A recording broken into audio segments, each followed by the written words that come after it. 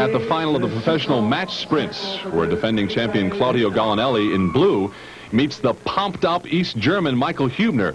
This is a best-of-3 series, and it's as much a staring contest as it is a bike race. Hubner has won the first heat, so if he wins this, he will go on to win the gold medal.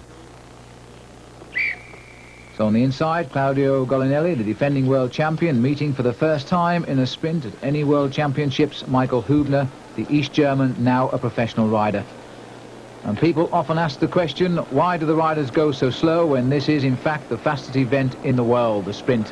But it's only over the last 200 meters when the riders will crack 40 miles an hour.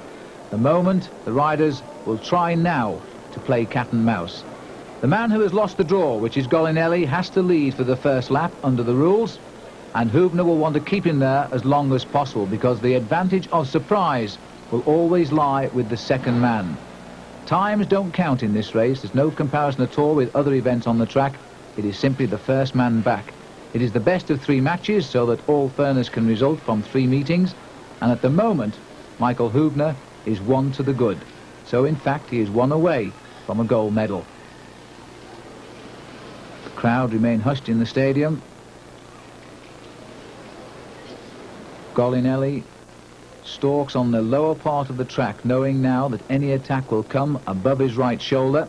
He will continually look around to find out the location of Hubner, and in track sprinting you can actually ride off the track. Both riders now riding on what they call the Côte d'Azur, the blue ribbon.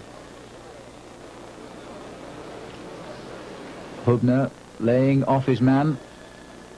As they come round for 2 laps to go, you can see the size of these 2 riders because weight training and development plays a much bigger part in a track cyclist makeup than it does for a summer road racing cyclist who is a long distance athlete. These riders are pure power men. Now as we come round towards the end of the first lap, Gallinelli then has the right to try and manoeuvre Hubner in front of him. He must lead for that first lap till he crosses the start-finish line. But now he's moving his man up the track. His objective, once he's over that start-finishing line, will be to try and bring his bicycle to a complete halt. He wants to manoeuvre Hubner in front of him, where he can see him. Now he's over the white line. Hubner will try with determined fashion not to come past Gallinelli because the best surprise is from the back, and he's actually feigned a move there to try and cause Gallinelli to continue to roll. Gallinelli is now trying to stand on one of the most difficult parts of the track, entering the 42-degree banking. He's trying to lock his bicycle up. He's failed completely. He's continued to roll on. Hubner has won that round, that psychological battle. He's kept his man in front from Italy, where he wants him, and they continue to roll around. So Hubner is known as one of the fastest sprinters in the world. He will have the utmost respect from Gallinelli, the professional world champion defending his title. But over the years, Michael Hubner, who began in 1983 in Zurich with the bronze amateur world medal, he then graduated to silver in Italy in '85, then finally won the gold medal in Colorado Springs in 1986 as an amateur. This is his first chance to have a crack at a professional. And again, Gallinelli tries to stop his bike dead on the track.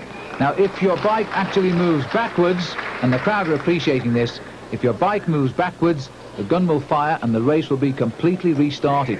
You can only hold it still. And just look at Hubner behind him. Locked it perfectly in position. Remember, the object is that Gallinelli wants Hubner in front, and he almost did it there. He almost stood long enough to force Hubner in front. And now Hubner bouncing his back wheel to try and lock it. This takes tremendous pressure on the legs.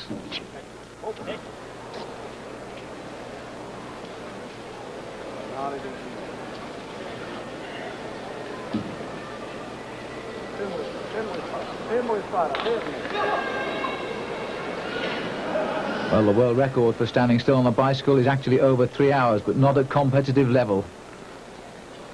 And just look at this, Hubner kicking back and forth to try and lock that wheel, but the pressure on those huge thigh muscles is quite tremendous, and he wants to save some for the sprint, which is not very far away.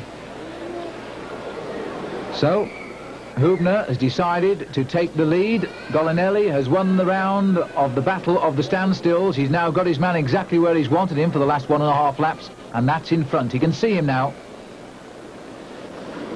So Hübner eases the muscles from that session of standing still and rides high on the banking.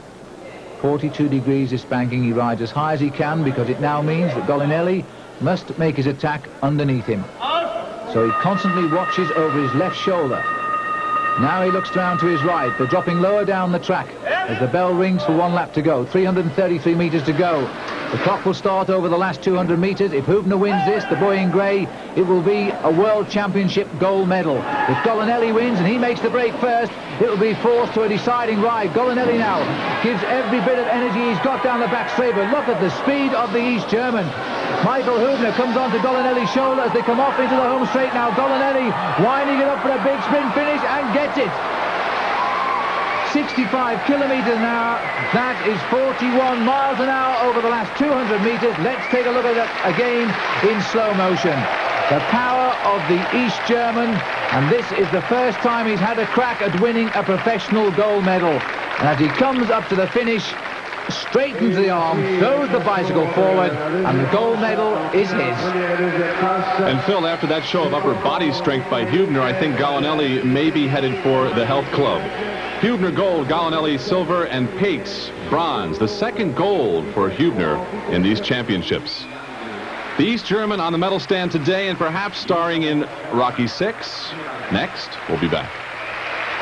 Pan, we're at the Green Dome.